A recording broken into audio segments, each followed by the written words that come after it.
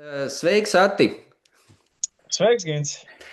Šodien es tevi uzaicināju uz interviju, jo tu pavisam nesen veici tādu eksotisku skrējienu. Tev jau uz krekliņa uzrakstīts Frozen Lake Marathon, un šajā Jā, intervijā, jā, es gribēju, lai tu pastāsti, kā tev gāja, un kas tas tāds vispār pa maratonu ir. Varbūt kāds skrējējs arī sadomā aizbraukt, to noskriet. Bet, pašā sākumā varbūt pastāstīja par sevi, ar ko tu nodarbojies, kāda tev ģimene, kāds tev brīvais laiks. jā, mani sauc Atis Vītols, dzīvoju Bergenā, Norvēģijā jau 19 gadus un nodarbojos ar skriešanu tikai 3 gadus. Atpakaļ sāku skriet. Motivācija bija gājēju un riteņbraucēju tunelis, kas mums atvērās blakus mājai gandrīz 3 kilometru garumā, kur var sportot lietus laikā un sniegos, un kad nav tiešām labs laiks ārā. Un baigi kolosāli tur ir. Un viņa atvēršanas brīdī bija uzrīkots skrējiens. Un tā man bija motivācija sākt skriet, jo tas ir man blakus mājai, un tas ir prestiži noskriet tuneli un saņemt pa to medaļu. Un tā es sāku tikai ar 3 kilometru distanci. Super, Un super. tagad nonācu beigās līdz 42, 3 gadu laikā. Tā kā mēs esam ļoti gandrīz par saviem rezultātiem un super. Jā. Runājot, jā, ģimene man arī ir, sieviņa, bērni 2, strādāju cītīgi, gan celtniecībā, gan diezgan smags darbs ir, un esmu tagad namu apsaimniekotājs, ko pļauju zāli un visu daru tā, kā jau apsaimniekotājs. Ir ko šeptēt, bet treniņiem laiku atrodu, jo ir mērķi. Un viens no šiem mērķiem bija īstenībā 3 gadu laikā parādījās šitāds skrējiens reklāmā, un man viņš pievērsa ļoti, ļoti lielu uzmanību. Kā ledus maratons, kas notiek sesto gadu tikai Norvēģijā tagad. Un viņš ir speciāls maratons, kas savāc cilvēkus no visām pasaules valstīm. Un līdz ar to viņš ir tāds speciāls. Var Un es pastāstīt, izdomāju, kurā vietā viņš notiek? Viņš notiek Pislejfjorden, tas ir ezers netālu no Hemsedals, starp Hemsedalu un Golu pilsētiņām. Tas ir no Bergenas, ka brauc uz Oslo pusi 300 km jābrauc ir, bet no Oslo puses ir 200. Jā. Un lidmašīnas tur tuvumā nav, tur ir tiešām jābrauc tikai ar mašīnu vai autobusu vai ar dzelzceļa palīdzību var tikt. Un viņš ir, jā, liels skrējiens. Un tur ir 21 km distance un 42. Un tikai pa ledu. Tikai pa ledu. Tikai pa ledu. Nu, Un ar adatām. Tas bija kaut kas kolosāls. kā tev veicās pastāstīt tajā ledus skrējienā?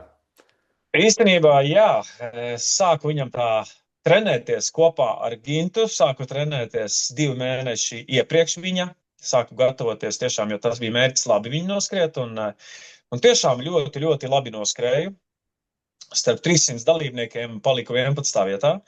Bija diezgan grūti, teiksim tā, pirmie 10 kilometri bija tā viegli diezgan, un tad sāku just, ka kaut kas nav ar elpu kārtībā, jo viņš atrodas 900 metri augstumā virs jūras līmeņa. Wow, Tas ir viens. augstu. Jā, viņš ir augstu, un es jūtu to 9. 10. kilometrā, ka man kaut kas nav ritīgi ar elpošanu, kaut kas nav tā kā parasti. Un daudziem dalībniekiem tajā tieši brīdī pazuda ātrums un temps, un bija jāsamazina. Bet galā vispār laiks bija labs, un 4 man 26 laikam kilometrā kopējais temps bija tā kā, diezgan labi, es esmu apmierināts. Bet ledus bija, jā, nebija gludais, bet viņš bija tāds ar tādiem viļņiem, tā kā iedzītas risas, bet visā garumā. Un skrienot pa ledu, tā kāja bišķiņ, nestabila. Bija tomēr, tas ātrums, jā, to ātrumu nevarēja tādu attīstīt kā pa asfaltu vai pa grānsceļu. Protams, bišķi savādāk ir.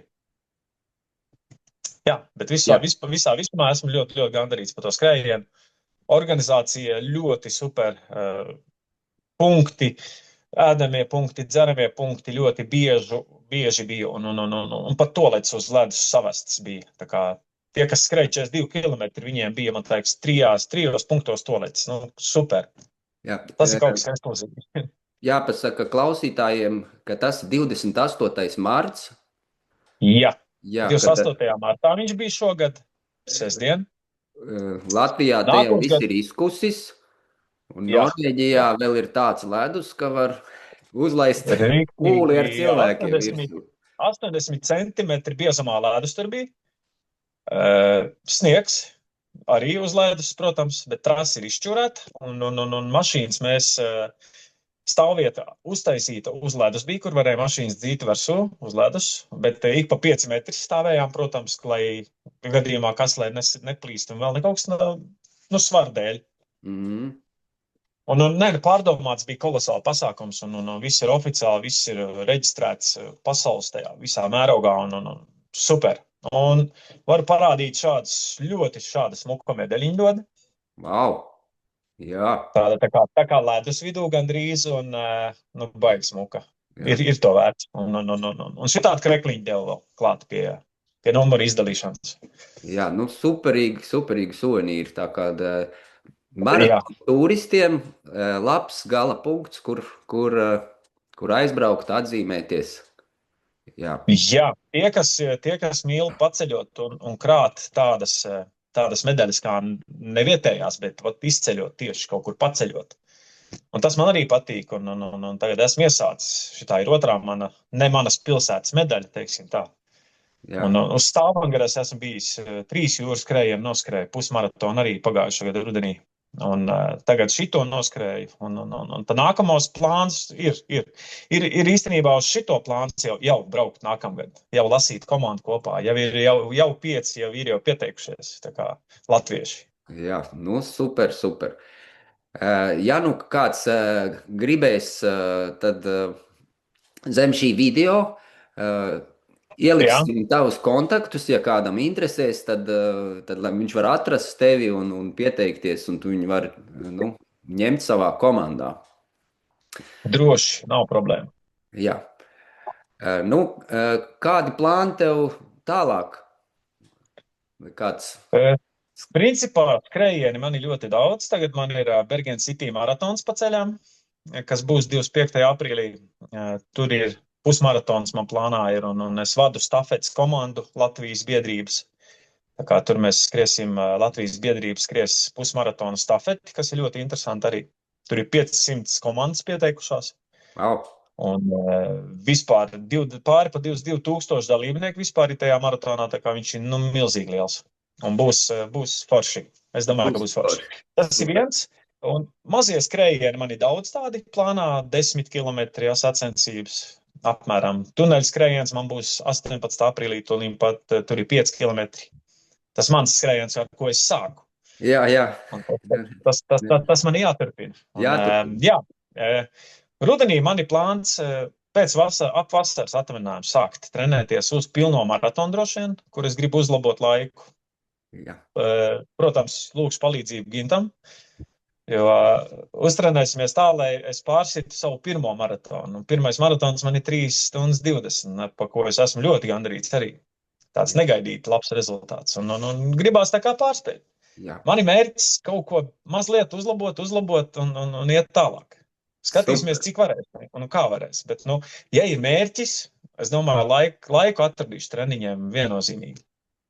Super. Tā kā, jā. Paldies, tādu ieskatu ledus maratonā.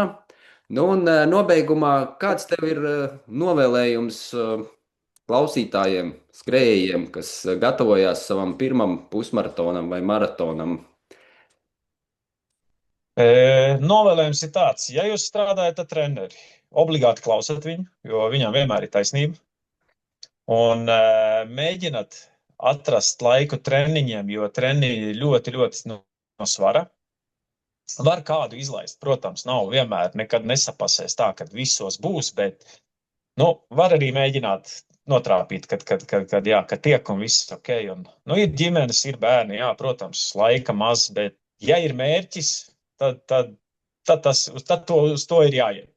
Un visiem klausītājiem novēlu to mērķi piepildīt, un galvenais, kad izturību visiem, un jā, ko vēl? Veselību, izturību. Tas pats svarīgākais ir.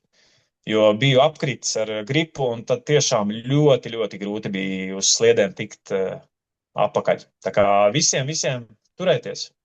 Jā. Paldies! Un sasniegt savus mērķus, protams.